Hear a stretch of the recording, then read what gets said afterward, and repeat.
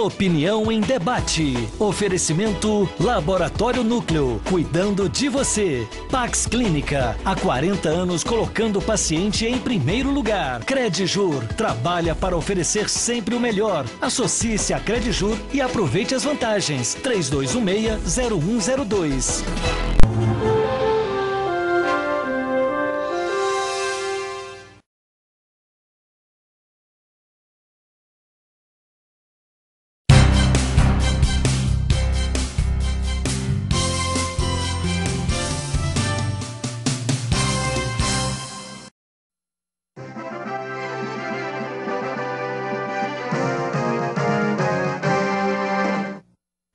Boa noite.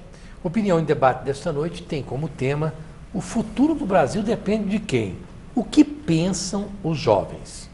E para falar sobre o futuro do Brasil e falar com os jovens, nós estamos aqui com 4 jovens que representam diferentes segmentos da sociedade. O Nestor Júnior, é Júnior, né? Júnior. Nestor Júnior Nunes da Silva, que está no terceiro período de Estética e Cosmética da Camburi. Ele tem 20 anos. O Daniel Maia Marinho está no 5º período do curso de Direito, da PUC de Goiás, tem 18 anos. E o Emanuel Costa Miranda Ribeiro, que está no ensino médio do Colégio Meta. Ele tem 17 anos, ele esteve nesse programa aqui, falando o que pensavam naquela época as crianças, quando ele tinha 11 anos. Olha aí, já está com 17, o Emanuel voltando aqui para dizer o que pensam os jovens. E o Paulo Henrique Maranhão, que está no 3º ano do ensino médio do Colégio Integrado Jaó, que tem 17 anos. Bom, eu quero começar aqui. Os nossos telefones vão estar sempre aí na telinha, o 3201-7688 e o 3201-7708, que você pode participar, e pelo WhatsApp, 99832-0302. Bom, Nestor, você acha que o futuro do Brasil depende de quem? É da sua geração? Depende dessa geração que está aí e não quer largar o osso? Como é que você está vendo essa história do futuro do Brasil, que todo mundo fala do futuro, e eu estou aí ficando velho, aposentado, e o futuro está aí, estou esperando ele também. Primeiramente, boa noite, né? Queria agradecer a oportunidade de vir ao programa. Eu acredito que o futuro do país teve uma grande decisão do futuro hoje, né? Ontem, né? Essa semana, que foi a condenação do Lula. Acredito que isso daí vai ter um reflexo muito grande futuramente, devido a dar novas esperanças, né? A população parar e pensar que grandes políticos do nosso cenário que cometem erros vão ser presos, né? Já é uma grande mudança no nosso país, que infelizmente isso antigamente não acontecia.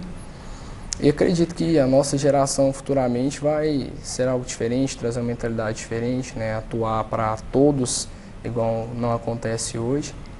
E acredito que a gente trabalhar, né, estudar, realmente seguir uma profissão, ter uma formação superior, cada vez a gente especializar mais, acredito que futuramente a tendência é ter uma população cada vez mais formada, né, uma população com uma maior carga de conhecimento, uma população mais preparada para atuar em grandes cargos, né, com pessoas mais dignas de atuarem realmente.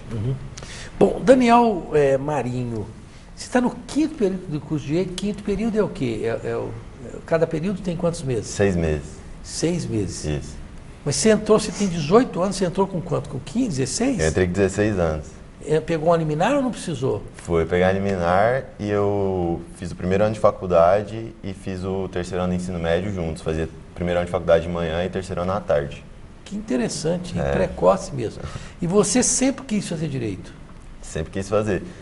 É um curso que meu pai é da área do direito. Seu pai é um grande advogado, meu advogado.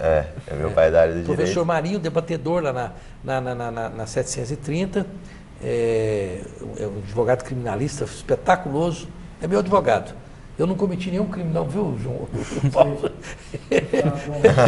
Senão o João Paulo, que meu cinegrafista, já vai dizer, sabia, tá sendo processado. Não, ele me auxilia quando eu preciso. Mas você, Daniel, que precocemente entrou no curso então de Direito, como que você está acompanhando toda a política brasileira? Você acompanha a política brasileira? Sim. Eu tenho acompanhado a política no dia de hoje, que é uma coisa que eu acho que, principalmente hoje em dia, está muito evidente aí para todo mundo. E eu acredito que a política hoje em dia está, assim como o Nestor mesmo falou, está trazendo esperança para a gente. Porque o Brasil, digamos assim, do pouco que eu já vivi e do que a gente escuta dos mais velhos falarem, o Brasil é um país em que sempre teve aquela ideia de que as pessoas mais pobres, ou a pessoa que não tinha condição, não tinha um poder, não tinha um cargo político, elas seriam condenadas, presas, pagariam por aquilo que elas fizeram, e as pessoas que têm uma condição financeira melhor, ricos e poderosos políticos, nunca no Brasil tinha uma ideia de que essas pessoas eram intocáveis. Eram intocáveis, elas estavam acima do bem e do mal. Estavam acima do bem e do mal. E hoje em dia, eu acho que desde de uns 2, 3 anos para cá, a gente pode perceber uma mudança nisso. E isso, querendo ou não, traz esperança para um futuro mais justo, para um futuro com menos corrupção, e que, querendo ou não, influencia em todos os setores da sociedade. Bom, Emanuel, você que está lá no Colégio Meta, teve a maior parte da sua educação em escolas públicas, não foi isso? Sim. Praticamente, acho que você teve uma ocasião que eu sou muito amigo do seu pai, né? Seu pai me funcionário há praticamente uma década, que é o Cacique Luciano. Você teve uma época no Preveste, mas veio praticamente da escola pública, né? Pública e conveniada. E você acha que os seus coleguinhas, seus amigos na escola pública têm tempo, se incomodam também com a parte política? Ou isso é, como o pessoal gosta de dizer, que é um problema da classe média alta, porque as classes operárias não têm tempo e nem condição de acompanhar a política? Como é que você vê esse acompanhamento? Bom, primeiramente, boa noite, Rosenval, boa noite aos espectadores. Tem uma frase que eu gosto muito, que é: para você compreender o futuro, você tem que estudar o passado e você tem que viver o presente. O contraste que eu tive nas escolas públicas integrais e conveniadas que eu passei, eu consegui ver muito, não o interesse no engajamento político dos jovens, mas sim a ignorância que eles têm para engajamentos. Porque, querendo ou não, hoje, infelizmente, nas escolas públicas, eu falo isso porque eu estudei 6 anos em escola pública, 4 anos em escola conveniada, eles são extremamente, como que eu posso dizer, doutrinados a pensar de uma forma como se eles nascessem para pensar daquela forma, entendeu? Por ele ser pobre, ele tem que pensar daquela forma, por ele não ter tanta oportunidade. Sim, eles não conseguem pensar de uma forma diferente. Infelizmente é assim. Então o contraste que eu tive foi que os jovens hoje em dia, infelizmente, eles não pensam na política. Eles pensam em guerra de classes, e etc. Tudo que envolve essa intriga entre a sociedade. Hoje, infelizmente, a política brasileira, ela não prega a igualdade da população, ela prega a desigualdade da população. Então, o contraste com a escola pública que me chamou muita atenção foi isso. A falta de engajamento e uma deveras arrogância que os alunos têm a respeito a isso. Bom, Paulo Henrique Maranhão, você também acompanha política? Você está querendo ingressar em que área da atividade profissional? Primeiramente, boa noite, Rosenval. Não, eu nunca tive muito interesse pela política em si, a parte mais democrática da coisa, como os votos, os ministérios e ocupações. Eu sempre fui mais para outras áreas da política, mas meu sonho e minha vocação até hoje é o quadro da medicina. Você quer fazer medicina? Você quer ser médico? Sim. E por que você quer ser médico? Eu acho que, dentre todos os jeitos de ajudar uma pessoa, a medicina é o jeito mais imediato e mais preciso. Um sonho meus é ir em missões para ajudar.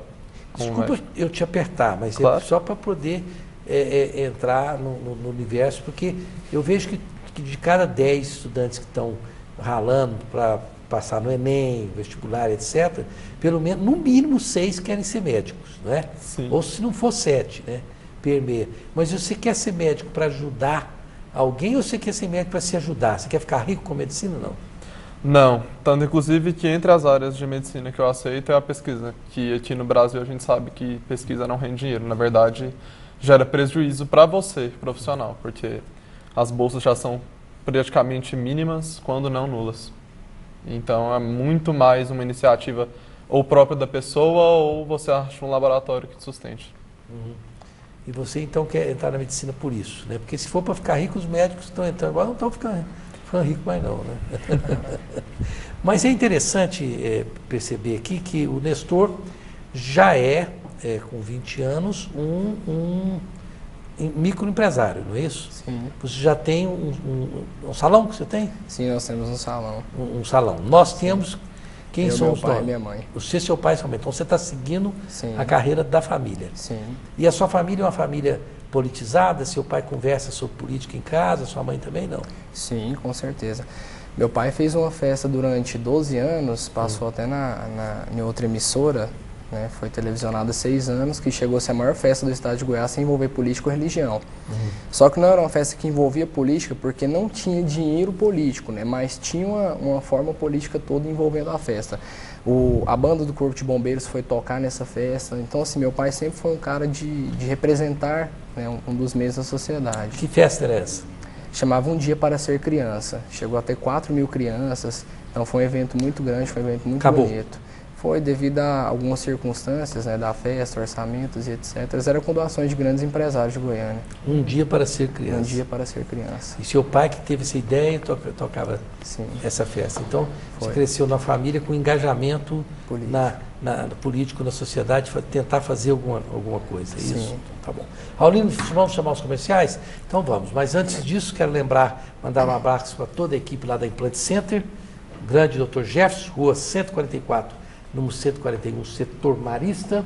Aqui a Pax Clínica. Olha, a Pax Clínica, além de ser um instituto de psiquiatria dos mais qualificados, está aí há 45 anos e acompanha a assistência psiquiátrica, sempre dando bem-estar do paciente. Amanhã tem um café da manhã, eles estão fazendo uma comemoração para as pessoas se conscientizarem sobre a importância de entender humana. Quem quiser ir lá na Pax Clínica amanhã, que fica ali na rodovia BR-153, pode ir, que é convidado e pode dizer que ouviu aqui do programa, vai ter um café da manhã lá e palestras e um workshop sobre as doenças mentais e coisas correlatas, ok?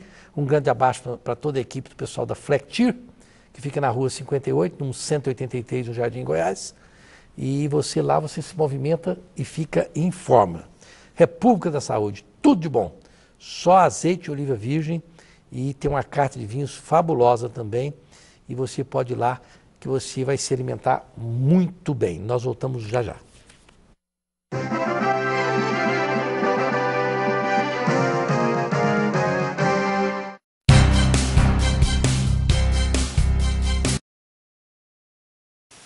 O Arnaldo agora deu pra ser síndico. E aí, pra melhorar, ele resolveu colocar a portaria remota Tecnoseg, a tal da PRT, que tem tecnologia de ponta e deixa o condomínio muito mais barato.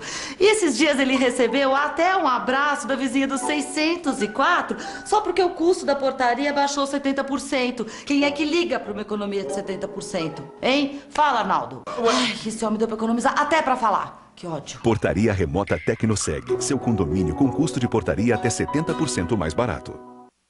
Tenho muito orgulho de vestir Jandarro, uma marca que tá sempre à frente buscando o que tem de melhor na moda para o nosso estado. Somos muito bons em criar tendências. Não é à toa que temos marcas como a Jandarro, que se destaca a nível nacional por sua qualidade.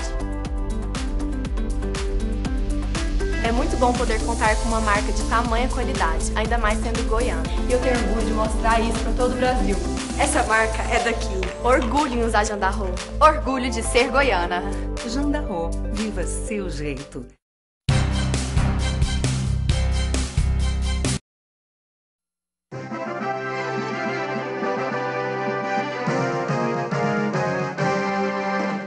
Nós estamos hoje com Opinião em Debate desta noite falando sobre o futuro do Brasil, o que pensam os jovens. Aqui tem uma pessoa, Débora Gomes, não tem um jovem negro, homem, não tem uma jovem mulher negra. Que juventude é essa? Será que a mídia goiana é racista? A ONU diz que o futuro do mundo depende das meninas, que tem hoje entre 10 e 11 anos. Ô Débora, eu não separo a sociedade entre negros, pardos, brancos, japoneses. Essa parte, para mim, eu acho que eu estou fora. Coincidentemente, Nós procuramos as meninas, que não queriam vir, não é, Cacique? Sim. Foi muito difícil, né? Nós tentamos com 4, 5, 8 meninas, e as meninas, não vou, as meninas são muito criteriosas, tímidas, né? Não foi possível equacionar o programa com as meninas, porque realmente, nesse ponto, a direção do programa tentou. E o que nós optamos? Por um caminho que a produção encontrou, que eu achei interessante, que foi pegar pessoas que, o Emanuel, no caso, que já esteve aqui há 11 anos atrás, que antes pertencia à escola pública, e depois nós pegamos filhos de debatedores do nosso próprio programa, né? Que é o Opinião em Debate no rádio. E foi uma forma que a gente encontrou de poder trazer, porque não é fácil o jovem querer se expor na televisão hoje, por N razões, para não ser motivo, às vezes de censura, de chacota, enfim. Mas essa é a única razão. Eu acho terrível separar o Brasil do ponto de vista racial. Boa noite, Joséval. Na minha opinião, o Brasil está perdendo tempo discutindo mandatários e não investindo em pessoas. Tudo só aconteceu porque o povo foi para a rua. O Bruno Barros está dizendo isso. Nestor, você foi para a rua quando teve motivo para isso? Você participou de alguma dessas fora Dilma, fora Temer, dessas manifestações populares, outras? Você chegou a ir para a rua, não? Não. Não foi. Por que não? Eu acredito que a mudança vem, mas a mudança ela tinha que ser de uma forma mais bem elaborada, né? E eu acredito que essas manifestações, infelizmente, por serem mal elaboradas, acabam ocorrendo vários fatos que ocorreram, infelizmente, como agressões, né, depredação de patrimônios públicos e de patrimônios particulares, etc. Então, não concordo com isso. Infelizmente, isso foi uma das coisas que mais ocorreram nas manifestações, em vez de terem batido o pé pelo próprio motivo da manifestação. Ele acabou sendo o segundo plano, né, do ocorrido. Então, por isso que eu não fui. Você não foi por conta de querer evitar baderna e violência? Sim. Boa noite, senti falta de uma representante feminina, Poliana Arruda. Eu expliquei, Poliana, nós realmente tentamos. E ficamos 2 semanas, né, Cacique, tentando e não conseguimos, infelizmente. Boa noite, José. Uma pergunta para o Paulo Henrique. A escola hoje prepara para a vida ou apenas para o Enem? O Gilberto Pará. Paulo Henrique, hoje a escola está preparando só para o Enem ou para a vida? Depende muito do colégio que você pega, na minha opinião. Mas ainda assim, uma maioria majoritária prepara para um vestibular. E para o vestibular especificamente. Alguns colégios, somente nessa mania de intensificar o estudo do aluno ao máximo para extrair dele o sucesso, para futuramente eles conseguirem usar o nome dele como propaganda. Alguns poucos colégios salvam a exceção. Ok, o João Melo de Alcântara Júnior, de Alcântara, Jardim Olímpico. Boa noite, José. Com tantas tecnologias surgindo a cada momento e, de certa forma, tomando espaço dos jovens, quero saber como eles pensam sobre isso no mercado de trabalho. A Aline. Daniel Marinho, essa tecnologia, você pensa nisso como alguma coisa que pode tomar mercado? O que os jovens, seus colegas, falam sobre a tecnologia? Fica todo mundo no celular o tempo todo, não? A tecnologia, eu acho que hoje em dia está inserida no mercado de trabalho de uma maneira que a gente não tem como fugir dela mais. Em qualquer área que você for, qualquer hora que você for buscar, você vai estar envolvido com a tecnologia em todo tempo. Mas eu acredito que, assim, existem determinados campos, como por exemplo o campo intelectual, que a tecnologia ela ajuda, mas não tira trabalhos. Por exemplo, na minha futura profissão, no caso, por exemplo, ser um advogado. Um advogado, acho que ele nunca vai conseguir ser substituído pela tecnologia, mas na verdade vai ser muito ajudado. No caso da advocacia, a tecnologia realmente não dá. É como repórter, né? Se for robô para entrevistar, bem que o pessoal tenta, mas não dá certo não, né? Exatamente. Olha aqui o que a Renata do setor marista. Renata, você está assanhada hoje. O Daniel, bonito como é, e com essa voz, se ele decidir ser delegado federal, eu quero ser criminosa só para ele me buscar em casa e me levar em condução coercitiva. Cuidado, viu, Renata? Essa coisa de condução coercitiva está ficando feio, viu? O Brasil só vai mudar quando pararmos de olhar para o próprio umbigo. quando deixarmos de ser usuários do Estado para ser donos do Estado. Não usuários do SUS, não usuários da escola pública, não usuários do transporte coletivo, mas donos. E agirmos com zelo e atenção de dono. E não terceirizar a culpa de algo errado. Enfim, coisas simples. Essa é a opinião do nosso ouvinte Cláudio. Ok. Rosenval, mande um abraço para Daniel Maia. Daniel Maia Marinho. Aqui é o abraço do professor Hernani. Você conhece o professor Hernani? Foi meu professor de economia nesse período. Não, de direito empresarial. Direito empresarial nesse período. Muito bom 40 anos atrás, um jovem de 20 anos teria lido uma média de 30 livros. Pergunte a esses jovens que vivem de redes e mídias, se escondem virtualmente, são apolíticos, se eles são apolíticos. José Ramos. Ô, Emanuel, você lê muito? Sim. Ou só fica na internet, no WhatsApp, né, e coisa similar? Não, eu uso a internet por uma boa causa. Eu tiro de mais ou menos de 4 a 6 horas para estudar política e história. São as matérias que eu mais gosto. Política e história? Sim, muito. Que livros você leu recentemente? Que livros Bom, você leu recentemente? Os 2 últimos livros que eu li, infelizmente um que eu já podia ter lido antes, que é A Lei da Guerra, ou A Arte da Guerra, né, traduzido para o português, em 1964, que conta a história que conta os fatos, os relatos da KGB, a influência que a KGB tinha na mídia brasileira na década de 60, 70.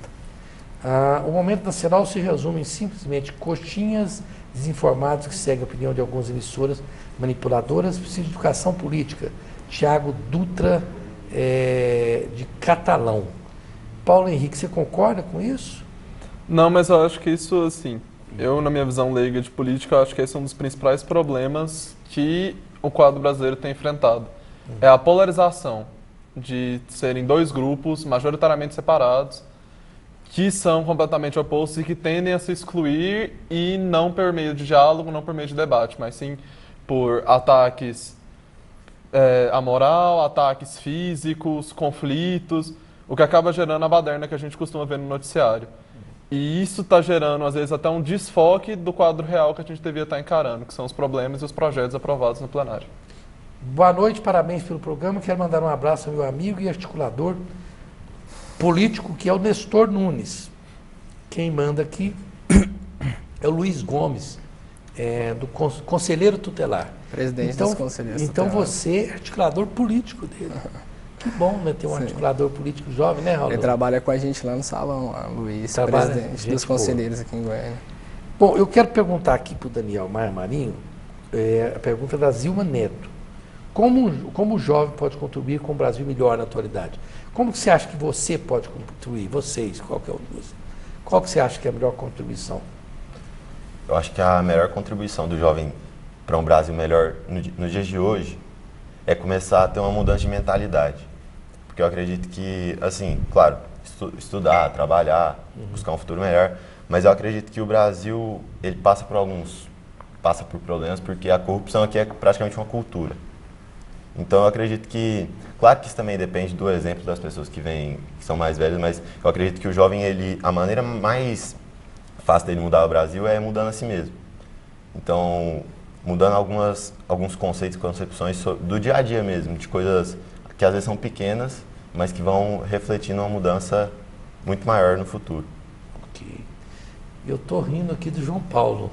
Você lembra, né, Raulino? João Paulo falava, se o Lula for preso, eu quero ser preso com ele. Se o Lula tiver passaporte confiscado, eu quero que o meu ser confiscado. Hoje ele chegou aqui e falou para mim, eu estou agora estilo Fernando Henrique Cardoso. Mas por que você mudou tanto? Falou, esqueçam o que eu escrevi, esqueçam o que eu falei. Mas ele veio de vermelho, né, Raulino? Ele é muito fiel. Eu gosto de brincar com o João Paulo, inteligentíssimo João Paulo, nosso Câmara aqui, advogado, de rara educação e refinamento, uma das pessoas muito queridas do meu relacionamento é o João Paulo, embora a gente não converse tanto quanto eu gostaria, porque a gente não tem tempo, né, João Paulo? Mas é uma pessoa que eu admiro muito. Aliás, que os câmaras, meus colegas que trabalham aqui, são todos admiráveis. Fico com saudade desse programa quando fico de férias. Aqui, bons eleitores e jovens engajados em mudanças políticas e sociais, fator principal de grandes mudanças. É o fator educador base que chama-se O Lar, Célia Queiroz. Bom, eu vou aqui com o Daniel Maia Marinho, depois passo para vocês. Você acha que em casa seus pais fizeram diferença, como você pensa, o que você faz? Com certeza. Acho que assim, o primeiro exemplo de uma pessoa vem de dentro de casa, vem da família, do lar.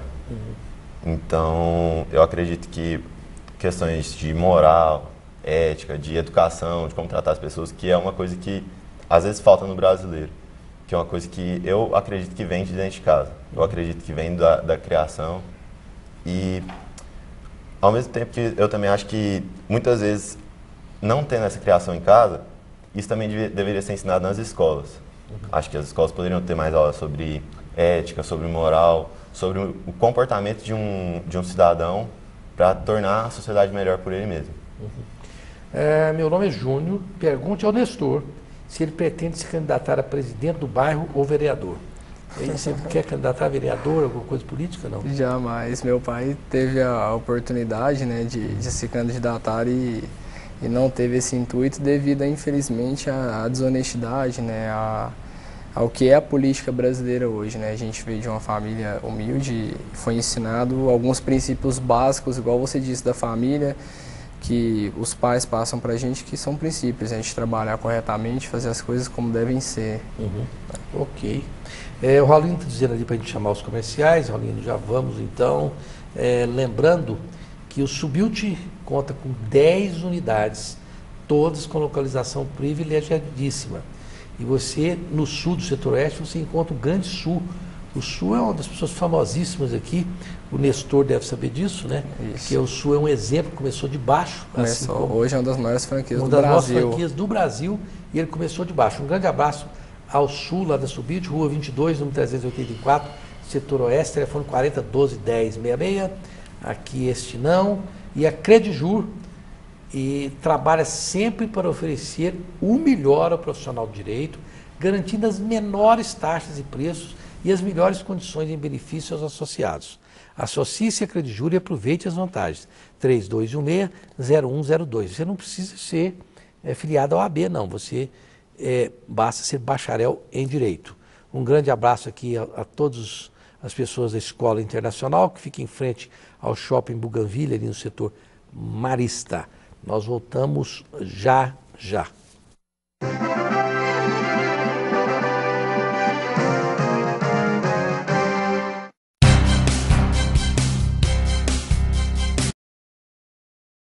O Laboratório Núcleo é uma empresa 100% goiana com mais de 35 unidades. Destaque em exames de hormônios e alergias, referência em provas funcionais endócrinas. Coleta domiciliar, resultados via internet e atendemos os principais convênios. Aberto aos domingos e feriados e 24 horas em hospitais. O Laboratório Núcleo quer atender você. Laboratório Núcleo, cuidando de você. 3223-5000. A democracia se faz com diálogo e se realiza com compromisso. Democracia também é feita com doação e se completa quando existe colaboração. Democracia se faz mesmo com participação de todos. Venha fazer parte dessa ação. Cadastre-se como mesário voluntário no site do TRE do seu estado. Vem pra urna, eleições 2018. Justiça Eleitoral.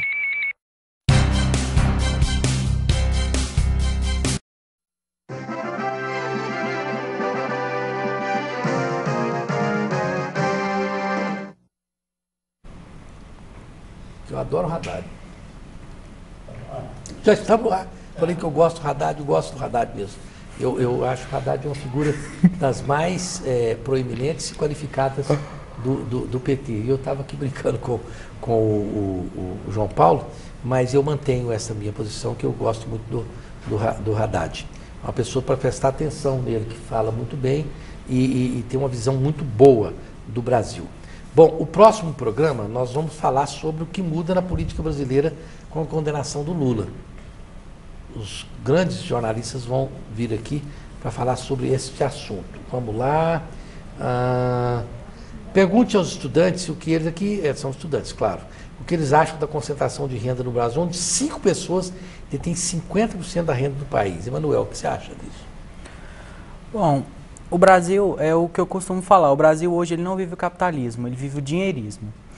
Infelizmente, eu sou sim a favor da meritocracia, mas a partir do momento que isso começa a tomar realmente a cabeça da pessoa, por completo, acaba prejudicando muito do fator econômico, fator social.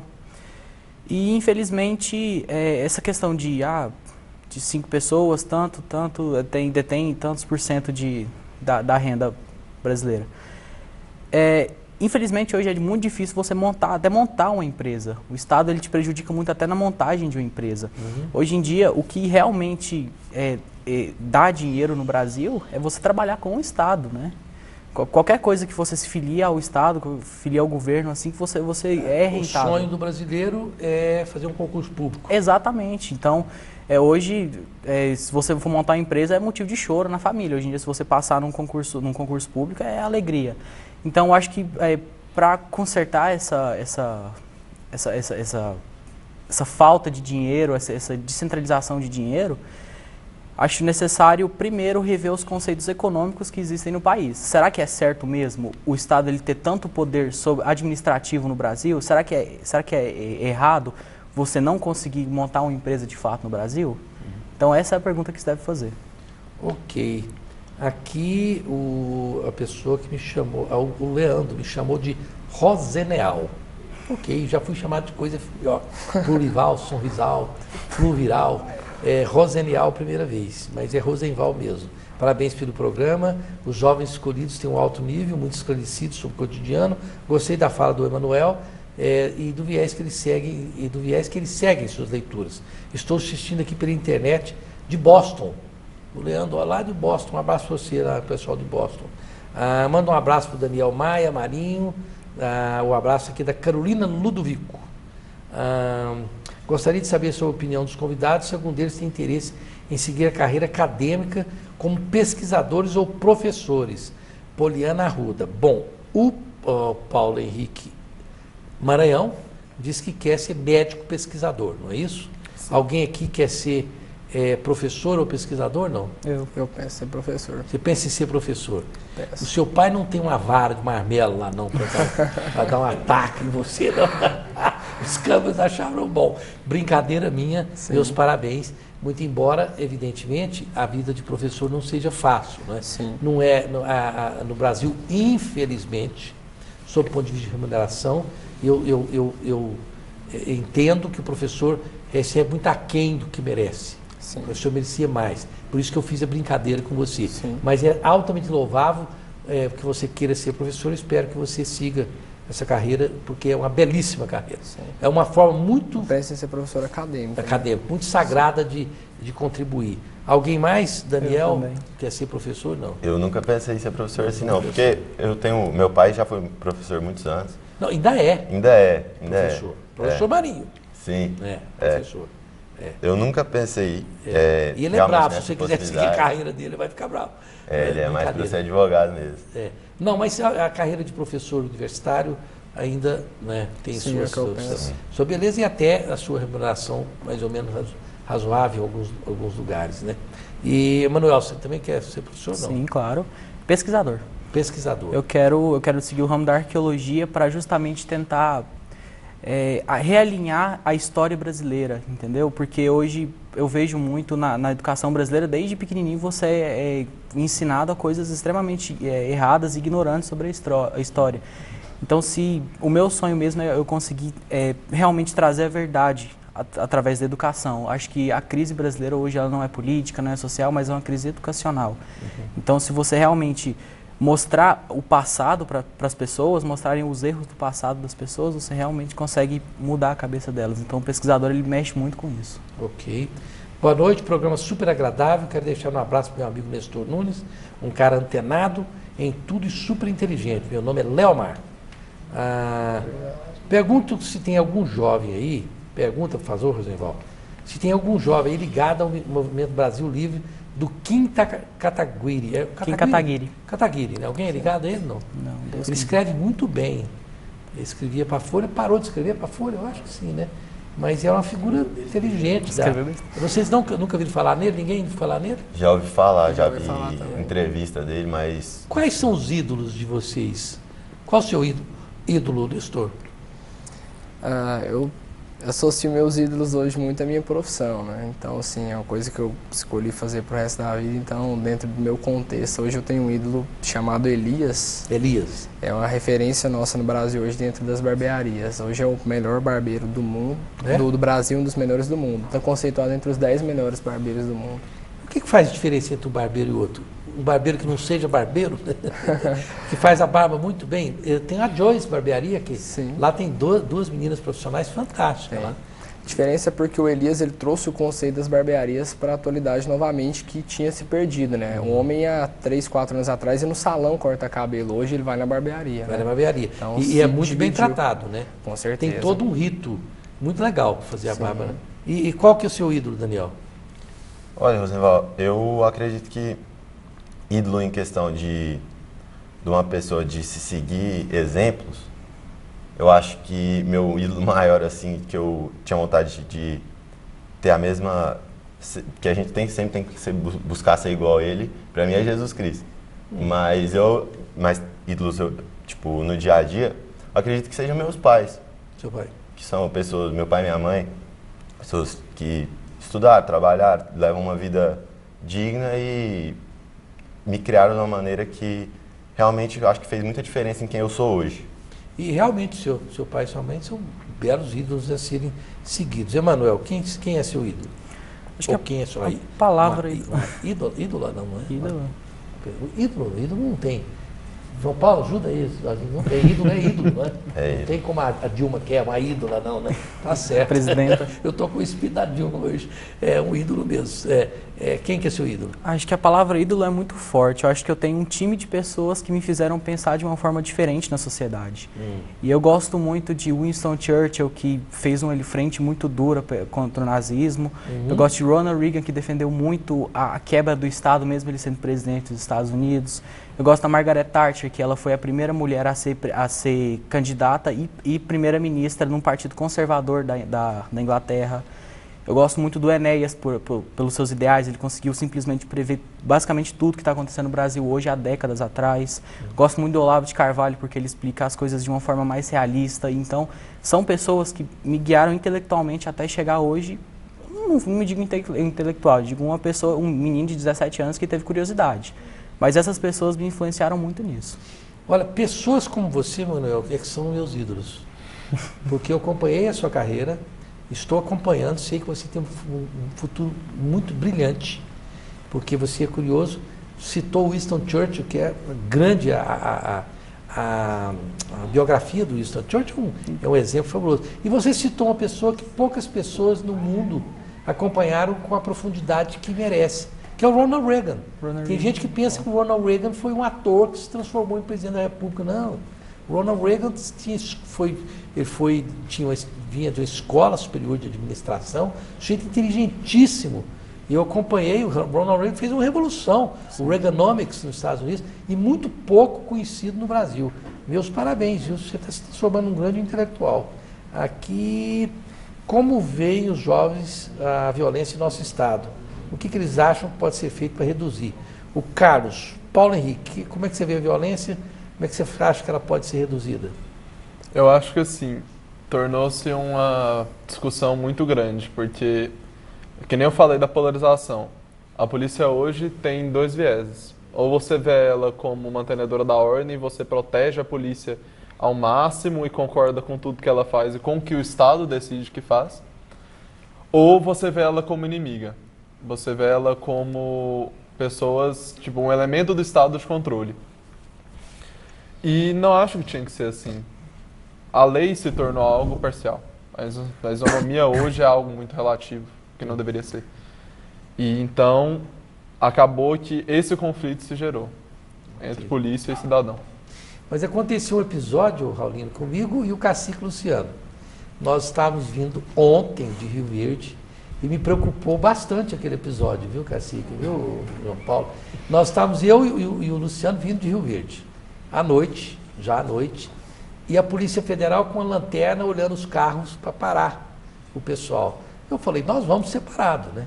E eles viram eu e o Luciano no carro e falaram, pode ir por aí. Eu falei, Luciano, se nós dois com a cara de bandido que nós temos não fomos parados, nós estamos perdidos, eles não vão parar ninguém. Eu com a cara cansada, o Luciano com aquela cara de que tinha saído, acabou de matar 2. E os caras deixaram a gente passar, Raul. Fomos sair ileso ali. Mas então isso me preocupou bastante, viu, Cacique? Até agora eu estou preocupado com essa história. Polícia Federal está deixando qualquer um passar. Bom, aqui o Iron de Formosa, a maioria dos jovens ignoram a política e o cenário atual do país. Isso é um grande erro, pois com 16 anos já vão às urnas e votam por impulso, colocando no poder político sem compromisso com o país. O momento nacional se resume simplesmente coxinhas desinformados que seguem a opinião de algumas emissoras manipuladoras. Acho que eu já tinha lido isso, né? O Diago Tuta de Catalão, que eu não concordo. Sobre Iraci Biancardini, pergunta a esses jovens, você votaria no político corrupto? Porque neste país onde se diz que rouba mais faz. Você acredita nisso? Você acredita nisso, Nestor? Não. Não? Alguém acredita nisso? Rouba mais faz, Daniel? Pode ser assim, não? Não, acho que não. Jamais. Alguém acha que concorda com isso? Não. Porque eu vejo de uma forma muito clara no Brasil. Nós temos um estereótipo muito atrasado sobre os jovens. Porque nós não vamos até eles conversar com eles. Nós não fazemos isso. Nós pensamos que o jovem não tem nada para dividir e fica ali olhando o jovem de camarote sem saber, sem conversar com ele. Nós não estamos ouvindo os jovens. Os políticos não estão ouvindo os jovens. Obrigado, valeu, Rosenval, e parabéns. Debate de grande valia para a sociedade, jovens, entendedores e antenados, mudanças políticas no Brasil. A Célia Queiroz. João Borges, do Parque Anhanguera. Goiânia, cumprimento ao Rosenval Ferreira, no Opinião em Debate, por dar oportunidade aos jovens, expondo suas ideias. São pessoas inteligentes e formadores de opinião. Que venham mais convidados jovens. Parabéns. Aqui está perguntando se algum jovem leu sobre o Fordismo, quebra dos Estados Unidos de 29? A crise de 29, sim. Crise de 29, sim. A crise de 1929. Ele pôs 1929. Eu acho que a queda... Fordismo, nunca tinha ouvido falar de Fordismo, não. Foi o craque da Bolsa de Valores. A crise de Wall Street. Da Wall Street, né? Foi. Agora, Fordismo... Foi bem antes. Foi a primeira... Fordismo, não. Só se chamar de Fordismo, a ascensão Mas ela pode ter falado Fordismo na concepção de melhorias do sistema trabalhista também. Pode ser o Fordismo, sim. Fordismo, agora que me faz sentido desse termo, que foi o processo de industrialização do automóvel, que foi feito pela Ford e tem sim, me desculpe aí o telespectador, tem alguém que chamou aí de Fordismo, né? Não é um termo muito usado pelo mercado internacional, nem pelos Estados Unidos, mas acho que no Brasil esse termo foi sim cunhado como sendo a época do Fordismo, do Henry Ford, não é isso? Eu quero agradecer aqui o pessoal da Águas do Bem, eles mandam essa água maravilhosa para nós, a Levite. Mostra aí, João Paulo, eu já tomei até a minha cota dessa noite. É uma água que faz muito bem para você. Você combate o diabetes, com uma série de coisas com esta água da Levite, que eles levam lá na sua casa para você, ok? É uma das águas mais alcalinas com menor índice de teor de sódio do mundo. Nós voltamos já já.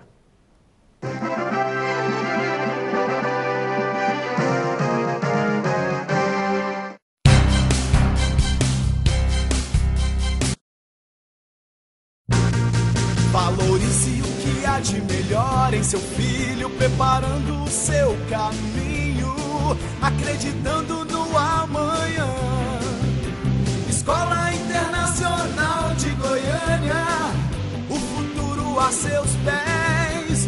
Escola Internacional de Goiânia, é nota 10. Escola Internacional de Goiânia, valorizando o futuro. Tenho muito orgulho de vestir vestir de Andarro, uma marca que está sempre à frente buscando o que tem de melhor na moda para o nosso estado. Somos muito bons em criar tendências. Não é à toa que temos marcas como a Jandarro, que se destaca a nível nacional por sua qualidade. É muito bom poder contar com uma marca de tamanha qualidade, ainda mais sendo goiana. E eu tenho orgulho de mostrar isso para todo o Brasil. Essa marca é daqui. Orgulho em usar Jandarro. Orgulho de ser goiana. Jandarro, viva seu jeito.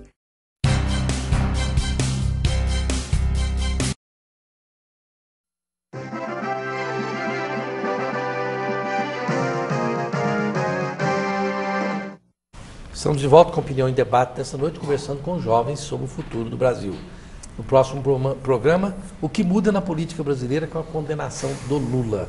Aqui conheço o Nestor Júnior desde que nasceu, a família dele é um exemplo de fé. Um grande abraço à dona Chagas e ao senhor Nestor. Aos seus tios todos queridos, aqui na Santa Rita, o Lindomar Barbosa, filha da dona Maria Luísa e o senhor Valdivino. Muito obrigado. Os parentes todos estão vendo aqui. Sim. Professor que ganha mal é da rede pública. Conheço professores que têm ganhos na faixa de 10 mil a 15 mil por mês. Porém, essas vagas estão preenchidas. Eu sou professor e hoje estou buscando uma nova profissão. Estou cursando engenharia, o Daniel Figueira. Olha, esses salários de 10 a 15 mil são raros, hein? Não são salários muito comuns, talvez, na Universidade Federal, alguns professores da Católica. Eu acredito que colégio de ensino médio, os colégios como Visão, Dinâmico, acho que é nessa faixa o salário dos professores. Sim.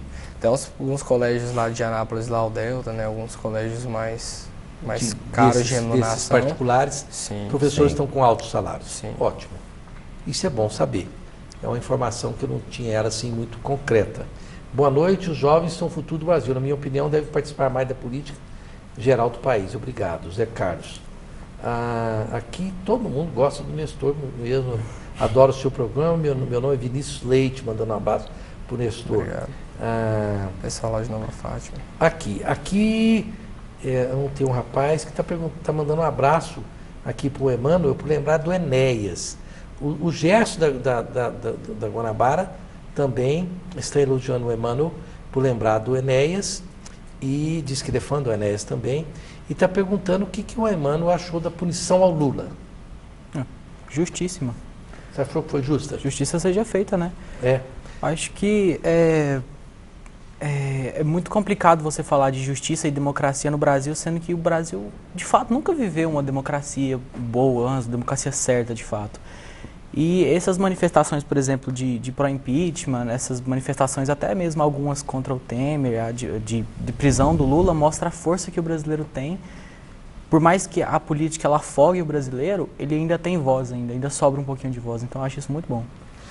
Entre os presentes nesse debate, pelo menos um pretende ser político. Aqui é o Jamir Alves Pereira, da Aparecida de Goiânia. Alguém quer ser político aqui? Não pensei, não. Os pais estão vendo o programa, os meninos têm medo, né? Ficar de castigo, né, João Paulo? Ficar de castigo 2 meses aí, não é fácil não, viu? Boa noite, Rosenval. Assista ao programa sempre que possível. Parabéns pela iniciativa de levar esses jovens. Está aí, talvez, o início da solução dos problemas. Dar mídia, dar oportunidade de visualização aos jovens. Porque só aparecem os velhos personagens da política, salvo poucas exceções. O Paulo Pedro Gomes. Paulo, não são só os velhos, tem o Íris. Eu sou o novo, né? Tem o Íris. Se ele envelhecer mais 5 anos, ele podia estar aqui agora, né? Pois é. Mas tá aí um abraço pro Íris, que está tentando aí administrar a Goiânia. Tentando. Né? Por enquanto, estamos esperando. Mais uns 20 anos. Que isso, com certeza o Emmanuel será um grande pensador. Citou pessoas lendárias em suas histórias, o Carlos. Pois é, o pensador ele já está pensando. E as pessoas precisam pensar mais, né? Boa noite, meu nome é Lucas Paulo, engenheiro civil do setor Jardim América. Parabéns pelo programa. Uma pergunta a todos os convidados presentes. Jean-Jacques Rousseau dizia, o homem nasce bom, mas a civilização corrompe. Como vocês veem a aplicabilidade disso atualmente na política? Puxa vida, tá apertando o pessoal. Como é que você vê isso, Nestor? A gente teve grandes pensadores na linha do Rousseau, né? O Hobbes, o Locke, o Maquiavel, né? O próprio Sun Tzu, citado pelo Manuel, que fez a arte da guerra. Foram grandes filósofos políticos que trouxeram uma concepção diferente, né? Foi dentro de algumas linhas econômicas e algumas linhas mais políticas sociais. Eu acredito que a gente é um produto do meio, né? Tem alguns grandes químicos e físicos que falavam isso e é verdade. Por exemplo, se sua mãe, igual o Daniel falou no começo, se sua mãe e seu pai te dão um exemplo ruim desde quando você é criança, a chance de você se tornar um grande adulto, uma pessoa de bem na sociedade, infelizmente é muito pequena, é muito ínfima. Se você vem de um exemplo de uma família consolidada, com um pai sério, que trabalha com honestidade, que te aconselha a um futuro grande, a sua chance de se tornar um grande homem futuramente é gigantesca, né? Então acredito que a gente é um produto do meio. De onde você está, você vai ter a tendência de se tornar aquilo que está ocorrendo naquele momento. Impressionantemente e positivamente falando, alguns jovens já nascem com 70 anos. Eu sempre brinco com isso, mas é uma coisa de verdade. Eu tenho meu filho, que é o Alan, hoje já não é mais jovem, porque já faz muitos anos, mas jovem, né? Para mim ele é jovem. E que é um grande pensador, meu filho, teatrólogo, ator de teatro, ele é ensaísta em São Paulo. E eu me lembro que ele, muito jovem, eu levei ele pela primeira vez no matinê do carnaval, tá vindo aí, do Jockey Club. E a hora que começou a tocar lá, mamãe, eu quero, mamãe, eu peguei e saí da mesa, pulando assim, vem cá, tá, ele olhou, me chamou, pai, pelo amor de Deus, não me mata de vergonha, não. Entendeu? E ele nunca quis ir participar do carnaval, achava aquilo que foi mais ridículo do mundo e até hoje ainda acha. Então eu acho que tem jovens que, eu estou brincando assim, mas que já tem parece que vêm espiritualmente com a maturidade. O que vocês fazem para divertir? Alguém vai no carnaval? Aqui não. Ninguém vai no carnaval? Como é que vocês fazem para se divertir? Que carnaval você está falando? Você não vai carnaval? Manuel também não. Ninguém curte carnaval. Provavelmente eu devo pescar. Para descansar, né? Para descansar. Mas pular lá assim você não pula, não. Mas depende do lugar. É? Prefiro pescar para roça. Pois é, Maranhão, você não seguiu seu pai, que era um grande carnavalesco. Seu pai tem uma foto dele vestido de baiana, que é um negócio fabuloso. Você já viu essa foto? Não. Já me passaram, eu acho. Passaram para você, né? Ele vestido de baiana, cara. Eu tô meio assim, um medo muito grande de baiana por conta do seu pai. Brincadeira. Mas é sério, o que vocês fazem para divertir? O que você faz quando você quer rir, divertir, fazer alguma coisa, o Maranhão? Sai com os amigos, procura alguma diversão. Sai para onde? Eu saio para casa um do outro, porque com a crise tá difícil para qualquer um. Tá. Ou você, sai para vadiar. Casa de amigo também. Casa de amigo. Sim. Daniel, Marinho. Para divertir assim, acho que acho que todo mundo tem uma turma que acaba encontrando praticamente todo final de semana, às vezes sai para fazer alguma coisa, às vezes encontra na casa de alguém fazer um churrasco, alguma coisa assim. E durante a semana, acho que para dar uma parecida, eu gosto de jogar futebol, gosto de... E você, Nestor? Para me divertir, assim, eu gosto muito de malhar, né? Eu tenho um ritmo na academia bem extenso. E aí você se diverte? Me diverti e gosto de churrasco. Quando eu falo de diversão, eu falo dar boa risada. E faço resenha em casa, por exemplo, foi meu aniversário semana passada, a gente reuniu lá na minha avó, churrasco, molda de viola, eu acho isso bem legal. Bem mais interessante, às vezes, do que uma viagem, ou às vezes uma balada, assim. Eu acredito que essa coisa de você reunir assim, com todo mundo ali, que você vê os verdadeiros amigos nesses momentos, né? Sim. Bom, aqueles que já têm 18 anos, aqui quem não tem 18 anos, o Emanuel e o Paulo Henrique não podem, não vão beber, né? Mas o Daniel, que tem 18, e o Nestor, vocês bebem? Não, tem um tempinho que eu tô... Tá parado? Tô parado. Eu não bebo, não. Você não bebe? Não. Você não bebe porque não quer? É porque não quer. Nem um vinho você não toma, não. O programa está super interessante e o Pedro Paulo Garcia está mandando um abraço para o Daniel Marinho. Sou Juscelino Querência do Norte, Paraná. Nós sempre participamos da política, mas infelizmente o eleitor na maioria de cidade pequena só que não tem política que atende a necessidade, alguma coisa assim. Ficou truncado aqui o que ele mandou. Aqui o José Luiz, vocês acham que a honestidade do Lula pode ser comparada com a honestidade do Papa, como ele diz? Alguém acha que há comparação ou não? Eu acho que comparar a honestidade do Papa, perdão aos católicos, eu defendo muito o cristianismo, mas a honestidade do Papa, desse Papa hoje, é questionável. É? Teve um episódio que o presidente da Colômbia, Evo Morales, deu um crucifixo com a cruz no formato do símbolo comunista, né? Papa Pio XII ele proibiu que qualquer instituição religiosa tenha envolvimento com o comunismo. Então, se ele não pode respeitar as próprias leis e regras éticas e morais da igreja, quem dirá o que ele faz fora, entendeu? Mas com todo respeito ao catolicismo. Ok. Dá uma discussão para mais de 1,5 metro. Aqui tem alguém elogiando o Emmanuel. Aqui a Keliane de Formosa está pedindo um alô, um oi, um abraço para você. Bom, não dá para responder. O pastor Jair Antônio está mandando aqui, falando sobre a Bolívia, perguntando se o Brasil corre o risco que a Bolívia proibiu a evangelização no país com a PEC, tornando crime de reclusão de 7 a 12 anos. Se o Brasil corre o risco no próximo governo? Nenhum. Jamais. Não acredito isso no Brasil. É muito difícil, com uma bancada evangélica muito forte, um país tradicionalmente cristão. Certas coisas no Brasil não pegam. Por exemplo, o desrespeito fundamentais à Constituição brasileira, como aconteceu na Venezuela. O Exército brasileiro tem um princípio constitucional muito arraigado. Então, certas coisas no Brasil não vem não, Cabritinho, porque aqui você berra, né? Eu acho que é diferente do Brasil, por enquanto, mas ninguém sabe. Muito obrigado aqui ao Nestor Júnior, um abraço a você, Nestor. Obrigado. Daniel Maia Marinho, um grande abraço ao seu pai, Obrigado. Grande figura. Manuel, sabe o apreço que eu tenho por você e por sua família. Obrigado. E eu te admiro muito, sou seu fã. O Paulo Henrique Maranhão também, um grande abraço a todos vocês. E vamos embora, né, Raulino? Até a próxima quinta-feira, falando sobre essa condenação do Lula. Até lá, se Deus quiser.